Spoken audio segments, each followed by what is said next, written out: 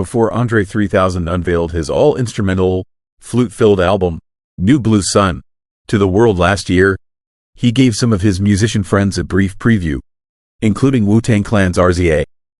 The legendary producer, 55, reveals to people that he and the Atlanta rapper turned flutist, 49, ran into one another during the pandemic and played each other songs from their latest albums, RZA's being his first classical effort, an LP titled A Ballet Through Mud. During COVID, we ran into each other and spent some time together, and we talked about what we were doing, says the Wu-Tang Clan co-founder.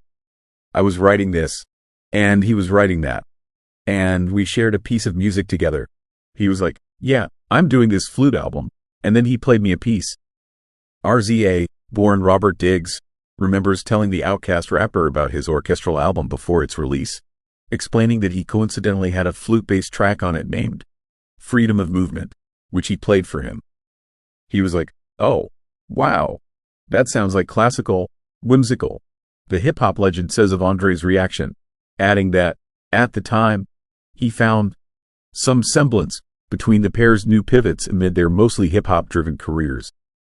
We both talked about our albums and went on our way, and, of course, he did it. He put New Blue Sun out, RZA continues. And I think the beauty of his is that it didn't take as many people to translate. That's the glitch when you're dealing with an orchestra of 60 people. But when his album came out, it just inspired me to keep going. Like, yup, I'm going to put mine out as well. Reflecting further on the chance encounter, RZA says it brought him much satisfaction to see that he and André both lived out the commitments they made to release their risky instrumental albums.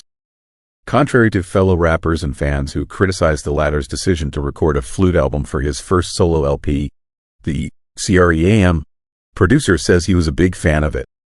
Ahead of his hip-hop group's next set of September shows for their extended Las Vegas residency, RZA tells people that the idea for his latest studio album was birthed from old notebooks he wrote in as a teenager. It was really beautiful to come across and read some of those things, he shares, and then I said to myself, I need to put music to this.